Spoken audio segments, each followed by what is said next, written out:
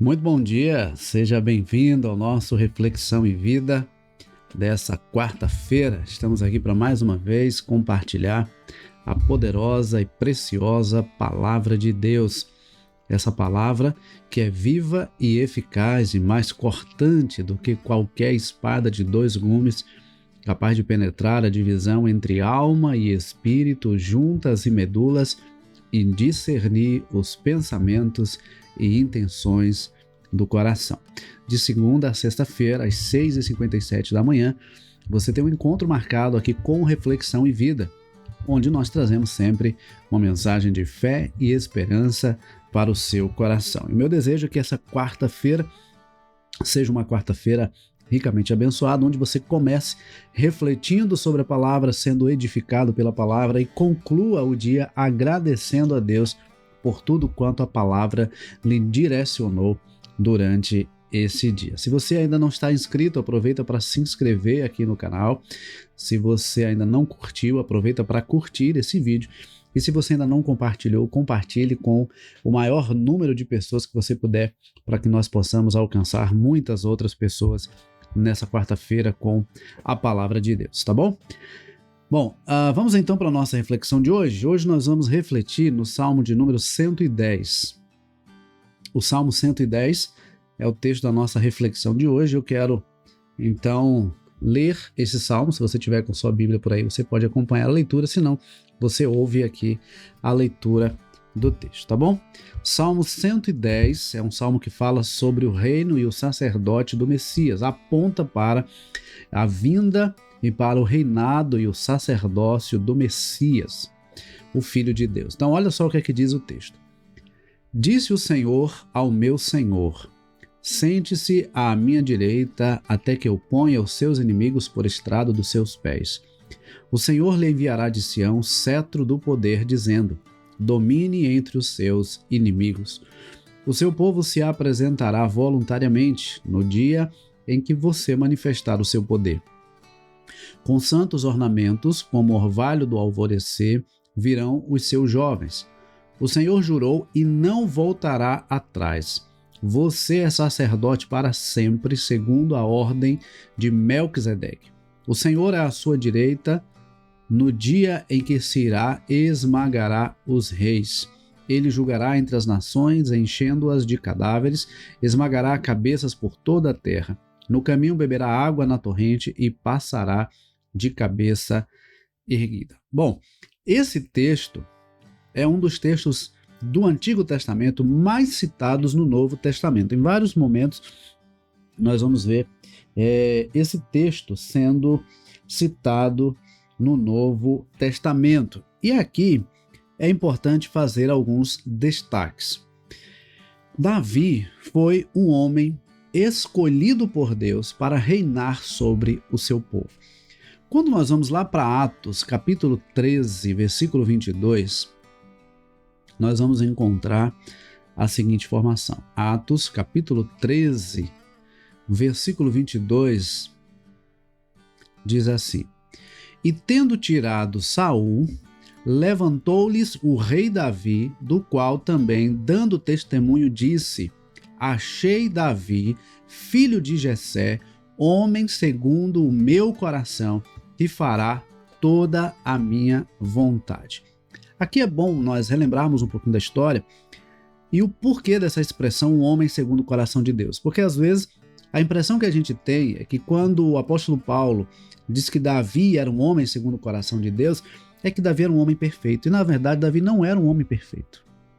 Ele era um homem tão humano quanto nós. E uma coisa que me chama a atenção em Davi, eu já falei isso outras vezes, é o fato de que Davi não era um homem perfeito. Ele era um homem tão humano quanto nós, mas ele tinha uma característica muito interessante, que era o fato de que sempre que ele pecava, sempre que o Senhor chamava a sua atenção, ele se submetia à exortação, à disciplina e à correção do Senhor. Um exemplo claro disso é quando ele comete adultério com Batseba, depois provoca a morte de Urias, e o Senhor envia o profeta Natã para repreendê-lo. Natã conta uma uma metáfora, ele faz uma ilustração sobre o que havia acontecido. Davi fica irado com aquela história e diz: olha, esse homem precisa ser morto, ele merece ser morto. E Natan diz: olha, esse homem é você. Você tirou de alguém da sua confiança a única coisa que ele tinha de importante, que era a sua própria mulher. E aí então Davi se submete, diz: olha, realmente eu pequei contra o Senhor é justo no falar, aquilo que o Senhor disser, o Senhor está corretíssimo, aquilo que o Senhor fizer, eu aceito, mas tem misericórdia de mim, perdoa os meus pecados, lava-me e purifica-me completamente. E o Senhor então, como a gente sabe, perdoa Davi, porém não deixa de trazer as consequências do seu pecado. Mas voltando um pouco na história, o povo escolheu Saul para reinar. O povo queria um rei e escolheu Saul para ser o rei. Mas Deus não aprovou e depois escolheu e levantou Davi como um homem segundo o seu coração para reinar sobre o povo. Então, a expressão um homem segundo o coração de Deus é alguém que foi escolhido por Deus. A ideia dessa expressão, um homem segundo o coração de Deus, é que Davi foi um homem escolhido por Deus para reinar sobre o seu povo. Então, quando Samuel vai até a casa de Jessé, o pai de Davi, Jessé apresenta ali os seus filhos. Samuel acha, inclusive, que seria o primeiro e tal, mas o Senhor diz: olha, não olhe para a aparência, porque o homem vê a aparência, mas eu vejo o coração. Jessé apresenta todos os seus filhos, depois Samuel pergunta: aqui estão todos os seus filhos?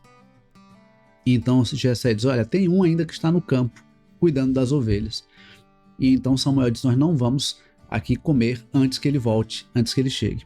E quando Davi chega, Samuel entende que aquele era o escolhido de Deus e ele é ungido pelo Senhor através de Samuel. Então, Davi foi um homem escolhido por Deus e isso faz toda a diferença na história do povo de Deus. E Deus disse a Davi que o reino dele seria um reino que não teria fim. E às vezes a impressão que a gente tem é de que o Senhor levantaria simplesmente um herdeiro, um grande herdeiro que reinaria para sempre, que todos os descendentes de Davi seriam reis e governariam eternamente. Mas na verdade o Senhor estava apontando para a vinda do descendente mais ilustre da linhagem de Davi, que seria exatamente o Messias, o Filho de Deus. E nós vamos ver que Davi teve o privilégio de fazer parte da linhagem do Senhor. Davi faz parte da genealogia de Cristo. Nós vamos encontrar isso em Mateus capítulo 1. Mateus capítulo 1. Eu quero ler esse texto para você ver que privilégio poder fazer parte da genealogia de Jesus. Mateus capítulo 1 nos diz assim: livro da genealogia de Jesus Cristo, filho de Davi, filho de Abraão. Abraão gerou Isaque, Isaque gerou Jacó, Jacó gerou Judá e seus irmãos.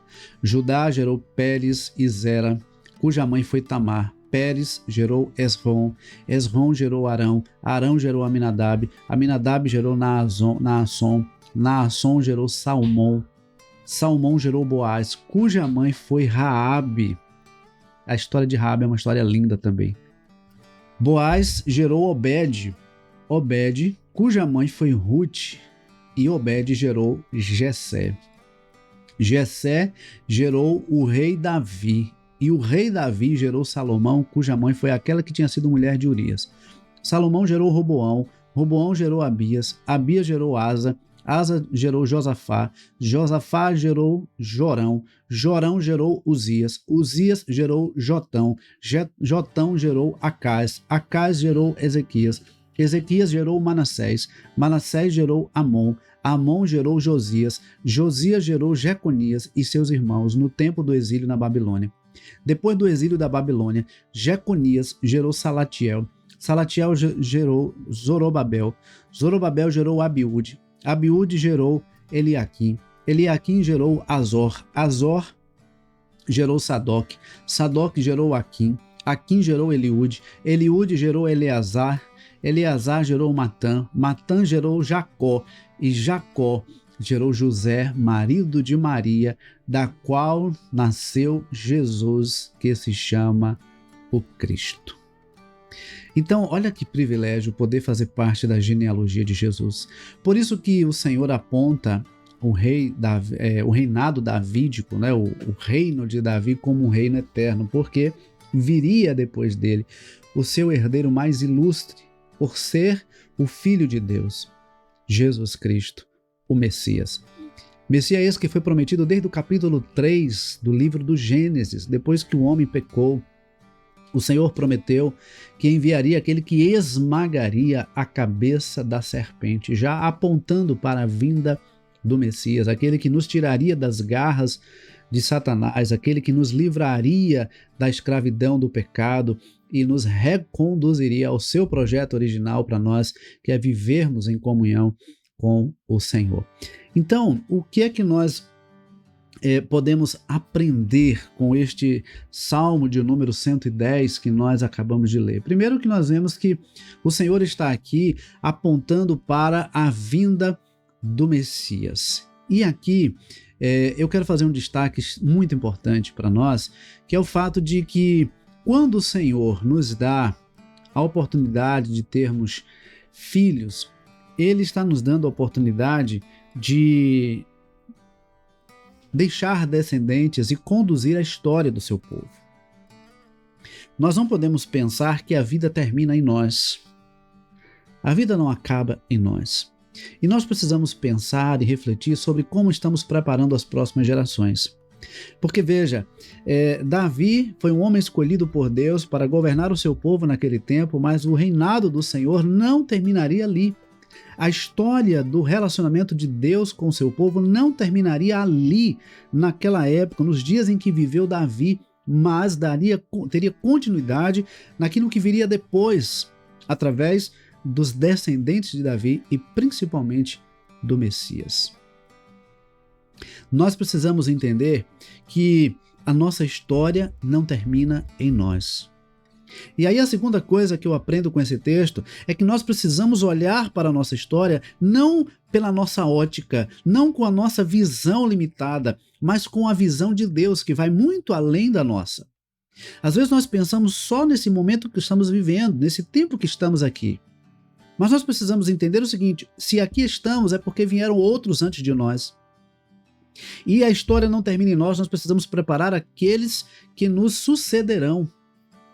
Precisamos preparar aqueles que serão nossos sucessores. Até porque Deus deseja levantar entre nós homens segundo o seu coração, homens e mulheres segundo o seu coração, para fazer a sua obra. E aí aqui a terceira lição que nós aprendemos com esse texto é que Deus levanta e capacita o seu povo para reinar sobre a terra. Não um reino político, um reino humano, mas um reino eterno, um reino espiritual, que se caracteriza pela vivência do Evangelho, pela pregação do Evangelho, pelo anúncio da mensagem de salvação e pelo estabelecimento do reino de Deus em nós, entre nós e através de nós. O reino de Deus que se estabelece em nós, dentro do nosso coração, entre nós e através de nós, a partir de nós, quando nós anunciamos a mensagem de restauração, mensagem de reconciliação. No domingo, inclusive, eu compartilhei uma mensagem na igreja sobre que nós somos embaixadores de Cristo. E como embaixadores de Cristo, o apóstolo Paulo nos diz que Deus nos deu o ministério da reconciliação.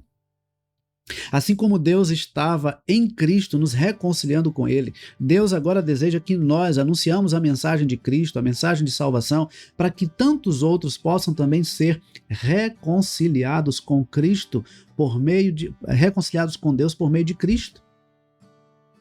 Então nós temos a responsabilidade de representar Cristo. Embaixador de Cristo é aquele que representa a nação da qual faz parte, o governo do qual faz parte, que é o governo eterno, o reino eterno de Deus. O embaixador de Cristo fala em nome de Cristo, não simplesmente através de palavras, mas da vida que se vive. E o embaixador de Cristo tem uma missão, que é anunciar o reino de Deus, proclamar a mensagem de salvação, para que outros também conheçam essa mensagem e se reconciliem com o Senhor. E eu quero caminhar para o final da nossa reflexão nessa manhã, dizendo para você o seguinte: há um reino eterno, ao qual nós devemos nos submeter, que é o reino de Deus.